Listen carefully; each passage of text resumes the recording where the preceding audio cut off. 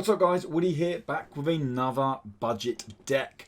Our third one we're getting into it now. So we've been officially we've been playing Magic now for like 4 weeks because I started these my second week in, and I'm really enjoying doing these decks. I kind of over the course of the week I chip away at different decks with different ideas and try to make them as budget as possible, but as competitive as they can be as possible. And today we're looking at some Azorius Flyers. Azorius Flyers is something I only dabbled with at the beginning of this week anyway, with a more optimized list. And then this was very much taken from the optimized list I had and dimmed down or dumbed down in terms of the value. So the ruling here is we only use a maximum of 4 rares in these lists. So they're super, super cheap. You can get them with common and uncommon wildcards, which you can earn pretty quick in this game. Like you pretty much get I think you get a common wildcard pretty much every pack, and you get an uncommon wildcard quite regularly as well. But yeah, so these decks shouldn't be too hard, and I don't ever use any of the dual lands in these either, so they come in the upgrade. But so the way these videos work, guys, if it's the first time you're finding them, we go through the deck, then we'll go into some gameplay, and then we'll come back and we'll look at some upgrades, how I would upgrade the deck, how I would slightly tweak the deck, depending on what kind of build you want to go into, or depending on what card you have and how you could change things around. So yeah, these are always set up for best of ones. We're not doing best of threes yet, but the idea being that these are for new players. I know new players might want to play best of 3, but we're not going to start confusing new players or jumping in with sideboards. It's just a case of, look, get in there, play this game, learn the mechanics of this amazing card game that I'm falling in love with more and more as I play it. And yeah, so anyway, let's jump into the deck. Enough of me waffling on. Just a little note as well. There are timestamps are in the description below. So if you want to jump straight to some gameplay, or want to jump straight to the upgrades, just in case you've already got this deck and you're like, oh, how do I upgrade it? What does Woody think about upgrading it? Then by all means do so. Also, this deck is up on Aetherhub and it is over on the TRS website. So if you want to hit any of those links in the description below, head over to Aetherhub and you can check the deck out there with a bit more detail on upgrades and deck strength, deck weaknesses, and all that jazz. So Azorius Flyers, guys, the idea is pretty simple. We're looking at getting lots of flying units on the board and quite literally play over the top of our opponent. I don't mean that in terms of we're putting big fatty creatures on the board. We're just literally flying over the top and doing damage. The key card you want here is absolutely no doubt Empyrean Eagle. Empyrean Eagle is a 3-drop flying creature that gives all other creatures flying. Other creatures you control with flying have 1/1. So it's you can see why it's in the deck. Okay, it's as simple as that. It all of a sudden makes stuff like Transcendent Envoys now a 2/3, and even your Healing Hawk is a 2/2 lifelink. And then this guy here, this is the second staple. 2 staples. This guy's obviously an uncommon.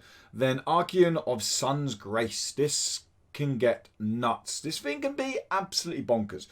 Archeon of Sun's Grace is a flying creature with lifelink on its own already. And then every time you play an enchantment, you poop out or you create a 2/2 Pegasus. Now you might think, well, we're only running 2 enchantments. No. Because yes, Sentinel Eyes is an enchantment. We can escape and keep playing it. Every time we play it, we poop out another 2/2. Transcendent Envoy is an enchantment creature. Daxos is a legendary enchantment creature. And then we have another enchantment here, and we have an enchantment here as well. So we have quite a lot of procs going on this guy. And if we have Empyrean Eagle out, every Pegasus that is coming out at a 3/3. So this can get out of hand very, very quickly. And dealing with flying creatures can be a little bit of a bummer anyway. But these are the 2 cards. If you got other cards you want to plug around or swap around with, or you're like, oh, I haven't quite got that, I can throw another flying creature in there. That's fine.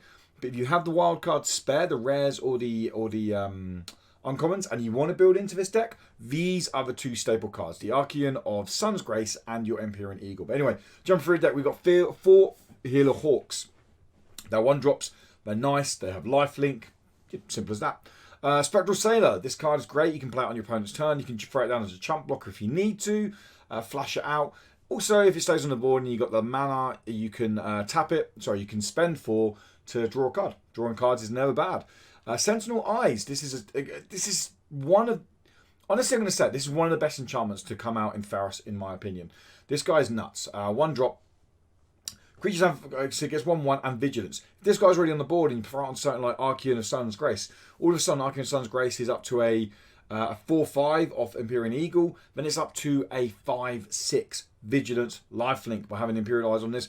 And when you play this, it poops out a 2/2. You can start seeing how this deck starts to work, alright?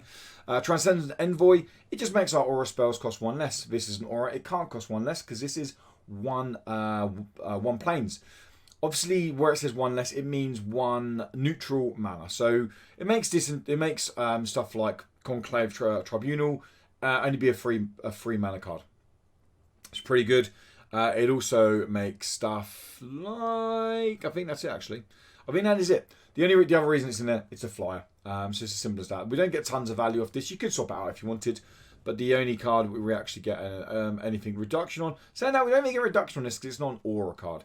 So actually, this card is just in there purely because I'll tell you what's in there. It's in there because it was in there from the optimized build. I didn't take it out. It's a flyer. You could, if you haven't got it, you could swap it out for something. But it is just a common. It's nothing wrong with throwing it in there. Daxus is in there because the whole ability, when you play a card, you gain 1 life, and simple as that. Also, it's an enchantment creature, pops Archeon, and it can end up building up your devotion up quite high, meaning he can be a good blocker on the ground. Sagaran Insight is a pretty good enchantment in this deck. It gives a creature 1/1 and lifelink. We always like lifelink.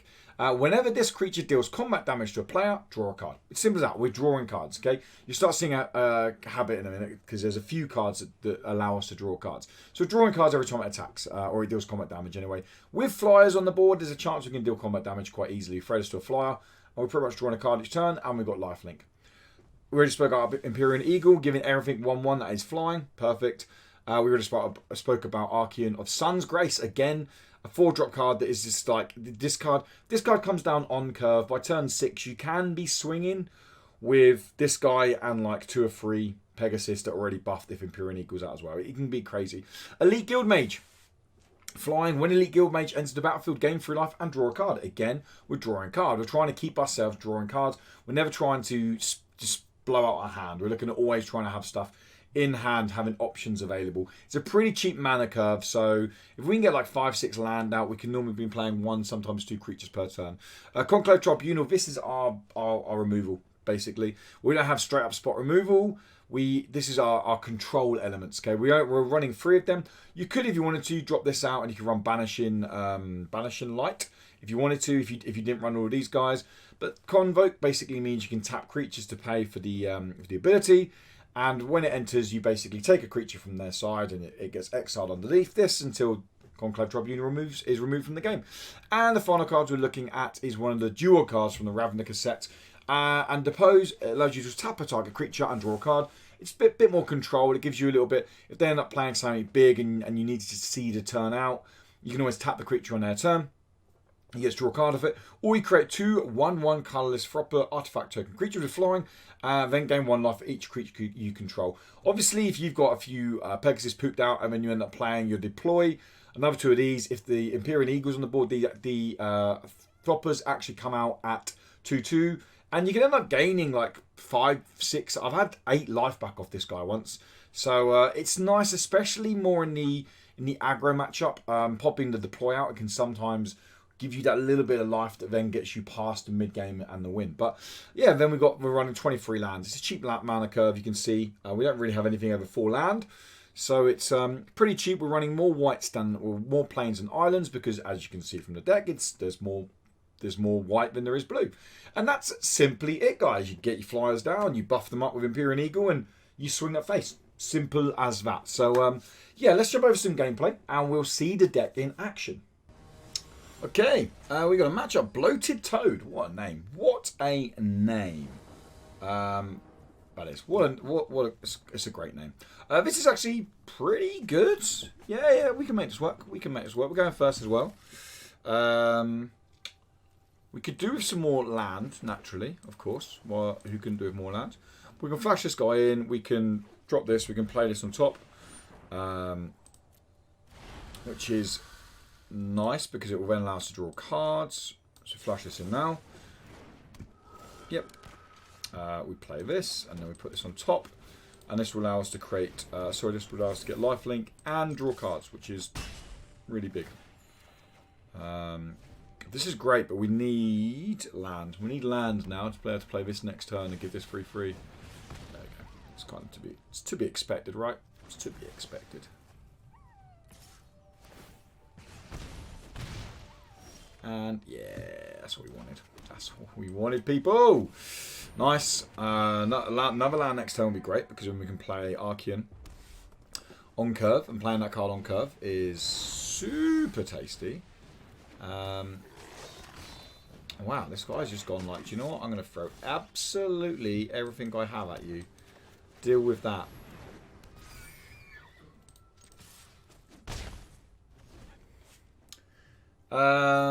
Yeah, we can start getting some card draw going next turn with this guy. Do you know what? Gets +2/+2 to the end of the turn, so we'll make it... I'm not going to block. We've got plenty of life right now. Yep, I'm fine. If you want to throw something else on him as well, you make him 5. That's fine by me. That is absolutely fine by me. So we're going to give this lifelink here. These guys now both have lifelink. Yep. All attack. Bang. We get the life back. Thank you. We draw a card off the top. And we are going to throw that out as well. It's an enchantment, so it poops out another 3/3 Pegasus. Putting them on the clock. Putting them on a clock of saying, do something this turn, buddy. Or you did, boy. You did.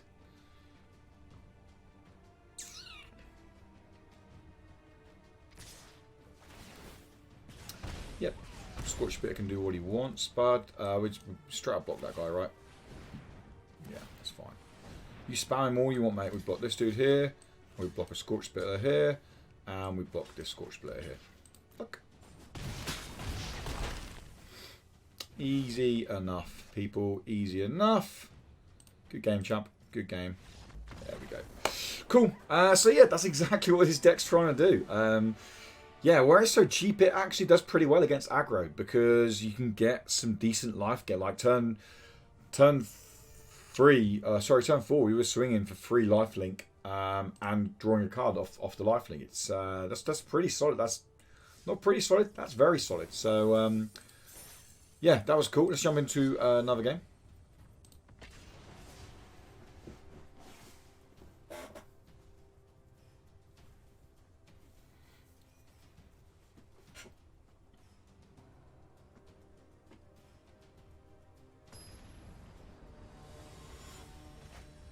Okay, Slumbat. Cool, let's see how we fought. Okay, so we have a mono white opening. Opponent's going first. It doesn't mean we get to play Daxus on curve. It doesn't mean we necessarily get to play Empyrean Eagle on curve, which might be irritating, but the fact that we have this, we've got some control, we've got our buff and all that, we're going to take a risk. We're going to say, do you know what, we're going to pull a blue land at some point. I have a feeling. I have a feeling. I know it's not I have a feeling, I know it's I've got a feeling, but you know, I'm just trying to keep you, entertaining you lovely people. It's what I do. It's what I do. It's not what I do. Okay, so we can conclave this dude. Ping. We still haven't got thingy, so it's got Death Touch, which is really annoying. Yeah, we first got down now. You can play this next turn. Yeah.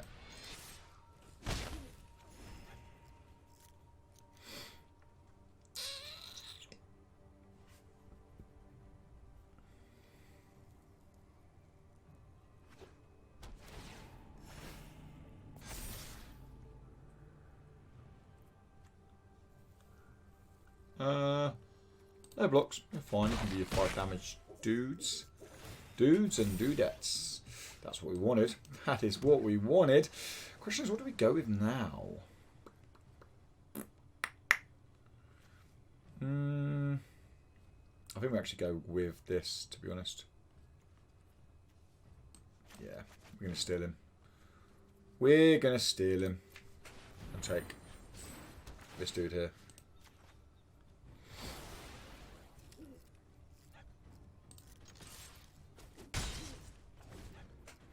Yeah, we're going to play this guy next. Then hopefully get an Archeon out soon. And we can start pooping out our Pegasus. Like I said, pooping Pegasus, guys. That is the secret name of the deck. Okay, we're starting to get a land now, which is always tasty. Put this down. We get some lifelink of this dude now. Even more lifelink of this dude. We get gain life there.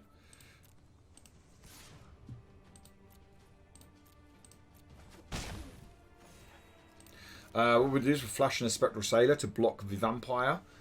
Kill that off when we get a chance.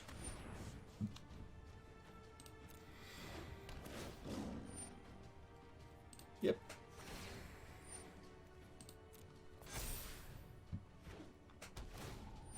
Yep.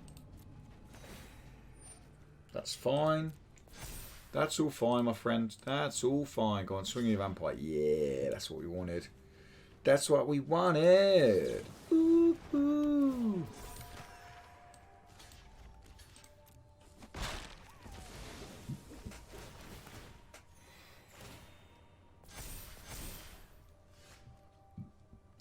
Pop this down. Draw a card off this, which is always nice. Pop, ping, swing, ding. We can flash Spectral Sailor in to drop block this guy next turn. Swing and swing.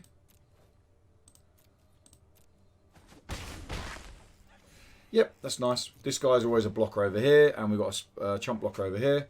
So, ticking away at it slowly but surely. We do want to find an Archeon soon, though. Oh, this is nice. Lifelink and trample. Yeah, that's nice. So where they're equipping that onto this dude here, I'd assume. Yeah. That's pretty tasty. Blocking with this guy now is not going to do much. He's still going to get the 5 damage through and the lifelink. Is there even any point? I don't think there's any point blocking, to be honest. Right now. No, I think we just take the 7. Take the licks to the face. And hopefully pull a Conclave Tribunal. That would be amazing. Throw this in now. And flash it in.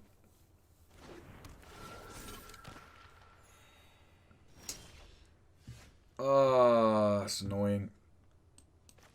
Well, it is annoying and it isn't annoying. I'm going to get some nice lifelink here.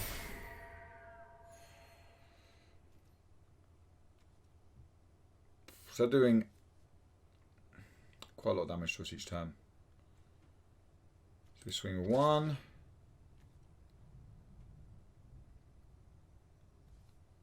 2, 3. So we 3, 6. 10, 13, 8 damage back to us. We're getting lifelink 3. I think we swing with all of them, to be honest. Yeah. We've got so many cards that we would really like to find right now, like a Conclave Tribunal, or I can't remember his name now, the enchantment that gives us lifelink and draws a card every time you do face damage. Either of those would be amazing right now, to be honest.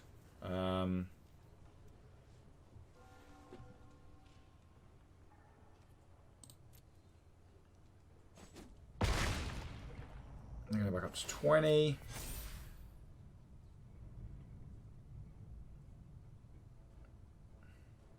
I mean, you have to imagine they're probably running Banishing Light in this deck. That would be my assumption.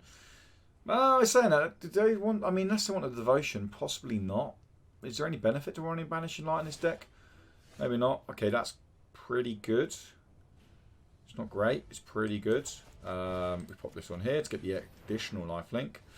It would be really nice if we had the extra pop. We can pop this guy here. Just draw a card. There we go. That's what we wanted. That's what we wanted. All attack. Oh, no. Cancel. 1, 2, 3, 4, 5. There we go.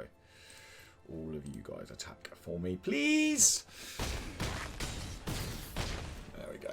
We put them on a clock, but I think next turn, despite this guy coming through for 9, I think we might be alright. I think we block this guy this turn anyway. I think we just go, you know what? We're fine. We're going to block you, mate. You're going to get the 1 damage over the top. You get lifelink off, but we've got a pretty tasty hand right now, or a deck right now. Oh my god. That's painful right there. Luckily, we have this play here to actually start kicking off with straight away. So we can drop this down. We can drop this straight onto it. We're going to get rid of 1, 2, submit.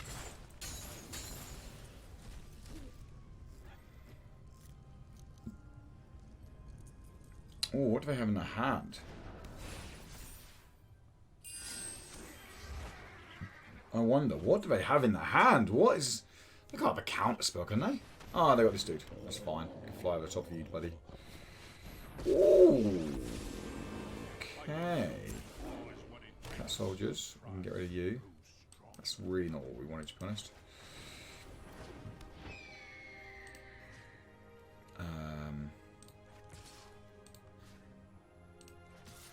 These have lifelink, right? Oh no, you get token. This has lifelink. Yeah.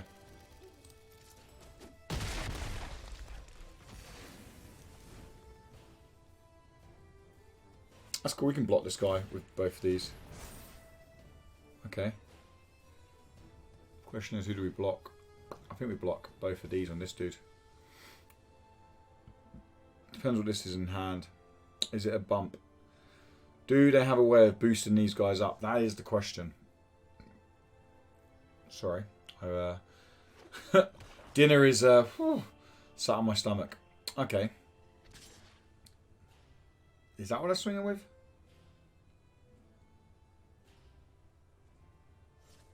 Are they swinging with anything? That's really annoying. I mean, we play it to draw a card. We play this to get the card draw on him. Pulsate, we can, yeah, that's good. We can play this now, and we get some tokens to pop out. Poppity poppity pop pop pop on the tokens. We're gonna all attack. Thank you. And this is where we're kind of hoping now that they draw into something like. Okay, this is fine because we block with this. And this.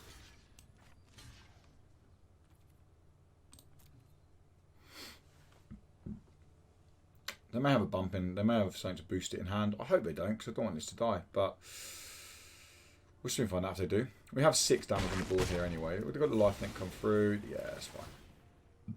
That's fine. That's what we wanted. The reason we didn't sacrifice this, if we don't get the draw we want, we can pop a card off with this. So we can draw a card with this. Need be like that. We didn't get the card we wanted, so we're going to pop a draw. See if we can get something we want. That'll do, because we can play this down. We can throw this back out. We can get another little tokens out. 4, 8, 9, 10. We're nearly there. We're nearly there.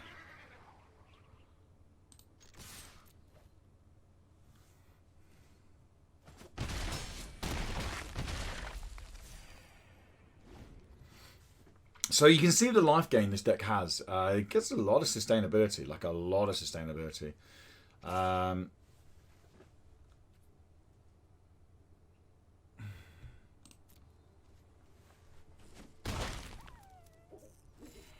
a 4 life. Destroy. Oh, Jesus.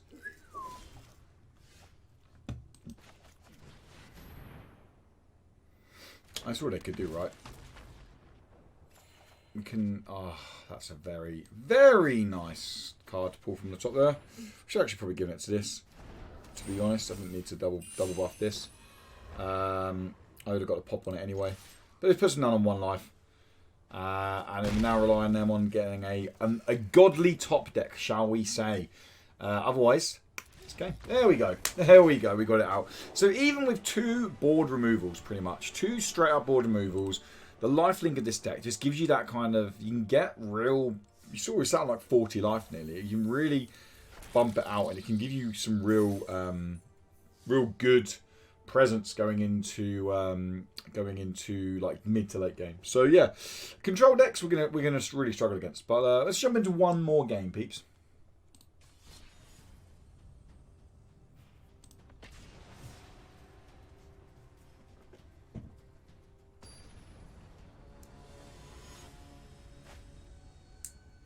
Alex Baller. Up you come, buddy. How are you feeling? Oh, so we the other way around now. We are completely on mono blue land, which I'm not going to keep, actually. The reason I'm not going to keep this one over the other one is because you can see a lot of our spells are to do with we need white. So we're going to boot that. And that's pretty tasty. That is a pretty tasty opening hand right there. We're going to put you to the bottom. So yeah, you can see in the last two games how much... Oh, that's a nice card off the top. You can see in the last two games how much the... we can struggle with card draw. So that's why we have quite a few cards that can just give us, like... Staggering Insight is a card that we need to find more often, really. So there's no point playing this on Hillhawk because it's giving lifelink to a card that's already got lifelink. So we're just going to throw Sentinel Eyes onto this instead. And swing through this to get a 2 lifelink. Rocking and rolling.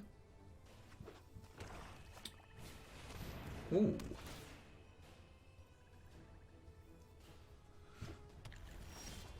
Okay, now we're starting to be like... We're actually going to play it. We are going to play it now. Only because I want to draw cards, basically. Yeah. We haven't got anything. I just want to find some land or something, basically. I don't want us to get caught out. If we get caught on 2, we're going to be in trouble. So... Yeah, this is what I mean. We're kind of screwed at the moment. We are very, very much screwed at the moment until we find the land we need.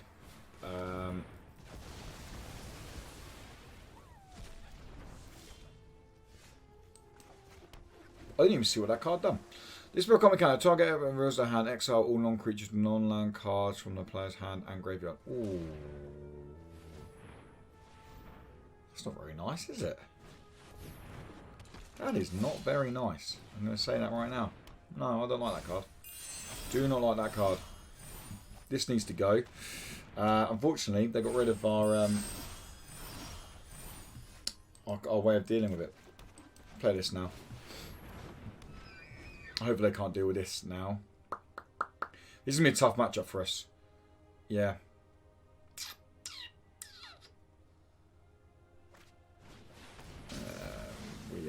We're in trouble right now. There is absolutely no denying that we are in trouble right now. This will give us some life. That's a good pull off the top, to be fair. They've played Casualties of War. Like their ramp was insane. I mean, it wasn't really a ramp. It was just the fact that we just never found land. And then being able to basically bin off our hand because we couldn't play land card wasn't great. But we have got the health advantage, which because they paid a lot to get the lands out, to get their duo lands out. So yeah, not all maybe lost yet. We'll see. Yeah, we're gonna have to see. Is that My Little Pony? Am I reading that right? It is My Little Pony. I mean, I didn't even know that was a thing. Is there a kind of sponsorship deal thing? Is there like a crossover? Is Magic set in My Little Pony's universe? I'm confused. I'm actually quite confused right now. Why is there My Little Pony in it? That's tell you what. That is the card you want, but we're going to play it next turn. We're going to play this first because we want to get the poopy Pegasus out. We can take 1 more damage off this dude. Maybe they haven't got tons of cards in hand, so they're going to buff it up a little bit, but not tons, hopefully. Hopefully they can't deal with this, and we can get the pop off this as well. That would be ideal. That would be ideal. It's not going to happen. They're going to say nope. We are banishing that. So this is very much the most controlled deck we've played with this list. With the games we played today on this video. So I mean we're not playing ranked. So what I played on the previous like building this deck out, going through different iterations of it. Oh my god, it's just like everything's just going. I I came across mostly aggro, actually. A lot of people just playing aggro stuff. We need to keep hold of this, like, no matter what, in case something like this comes out. But this is going to be a really hard game for us to win now. Like, we just have no way of really getting cards. We can if we get the enchantment we need off the top. But we...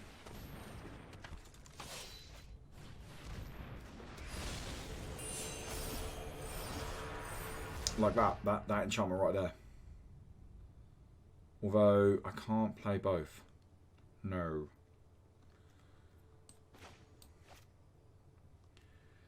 That's annoying, isn't it?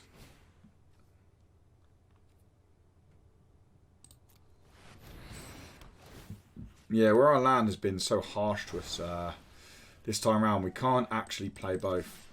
Which is really annoying because it allowed us to draw cards. Yeah, we're one land short. Yeah, land hasn't been kind to us this game. I'm not going to lie. I'm not going to lie. I don't want to make excuses, but I'm not going to lie. Yeah, how do we do that? We need to top deck another one of these. Simple as that. And that's not going to be it. That is not going to be it. No. No attacks. Now we have the land. So if you top deck another one of these now, that would be wonderful. Because we'll get lifelink as well from this. Devotion. This is white, so it's not going to lead into this devotion. This devotion is currently 0.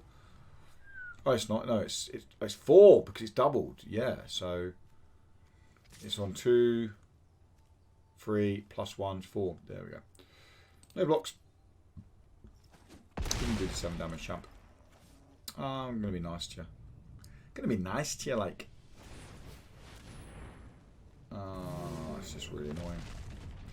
Yeah, this game's done, I think. Yeah, this game's done. Good game, buddy. All right, let's jump into... I mean, I said going into this matchup, control decks are going to be hard for us. That wasn't a straight-up control deck, but it was more control-heavy. The fact they just... I don't want to sit here and make massive excuses. They're on 9 life, and we did not find land as quick as we could have. But then once they just binned our hand off, we were always on the back foot.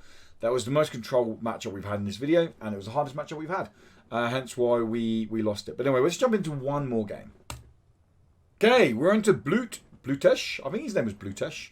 No blue land, but we're drawing first. We're going to keep this because we have 2 opening plays, which is always... There we go.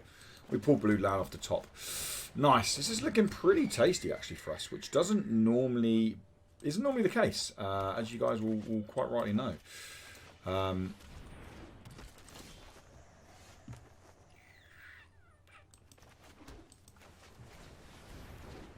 Death Touch Afterlife 1. I've hardly played anyone who plays Afterlife. Like, as you guys know, I'm pretty new to the game. Yeah, I hardly played anyone that plays Afterlife, actually.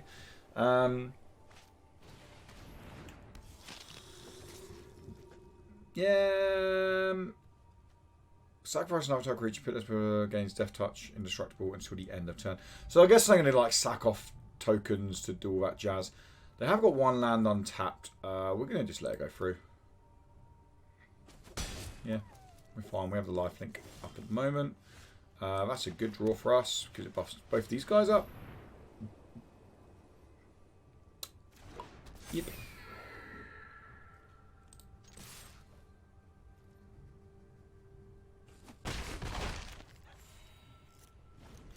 Okay. I mean, yeah. It is what it is.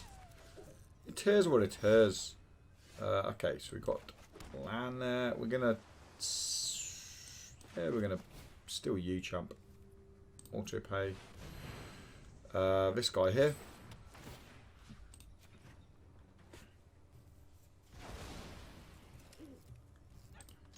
And we're all attack. We ain't doing 2 damage, but it's chipping away. We're gaining a health back on it. We could do now with finding our Archeans. Archean would be a great top draw now. Then when we play these Disconclave. Okay, that's fair enough. It's fair enough. Can't attack with this turn anyway, so it slows them down a little bit. That will do. I mean, it's not the end of the world, right? We can flash some Spectral Sailor in at the end. We're getting them down to 9 health here. So we're kind of doing exactly what the deck is aiming to do anyway. We're playing over top of them. Yeah, so we've got 8 damage on the board next turn potentially by flashing this guy in at the end of their turn. We've got 8 damage in flying. Target player sacrifices a creature with the greatest power among creatures they control. You gain life equal to its power. Okay, that's kind of annoying.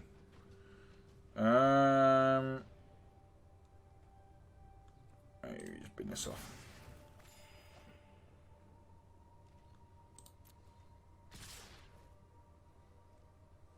Yeah, we're fine. Just no blocks. Yeah, we'll take the 3 damage, and we're going to flash this guy at the end. Get 6 damage through to them. That's not ideal.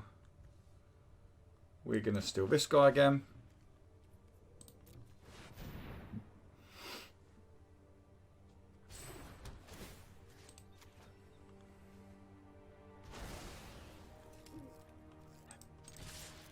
And now they're on a 1-turn timer. They can't stop this damage coming through next turn.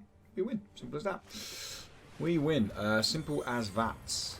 Now, can they sacrifice this? Because that's what they're basically doing. They want to kill this to rather than create the spirit token. They want to create... There we go. We have the game. We have the game, people. Magic. Magic. No pun intended. No pun intended. But yeah, that's the Azorius Flyer budget deck. That's you can see it's pretty successful. Now I would say it's like, I'd say in all seriousness, you probably, if you're playing anything up to gold, like you'd probably have pretty good success with it up to around early gold, like gold 4, maybe gold 3. After that, you're probably going to come into a lot of control stuff, and it's very much going to be match dependent. So yeah, but what we're going to do now is we're going to jump back into Deck Builder, and we're going to look at upgrades. How I would upgrade this deck, what I would do to upgrade this deck, what cards I would add in. So if you play this deck and you really like the archetype, and it can be pretty powerful. We're not talking, it's nowhere near tier 1, so it's not even a tier 2, probably not even a tier 3 deck, but it can be pretty powerful when it's fully optimized. So yeah, we're going to jump over now. We're going to talk through cards that I would add into it, what they would do, and then we'll wrap the video up. So yeah, let's jump over back into the upgrades. Okay guys, so we're back with the deck. So this is the deck we've been playing. And yeah, so you can see why this card was so important. You can see why Arcane was so important as well. Even Elite Guild Mage was a really, really solid card in this list. But cards that we're missing, the most obvious one I would say that you could add in if you have it is Heliod Sun Crown. This card is super, super good in this deck.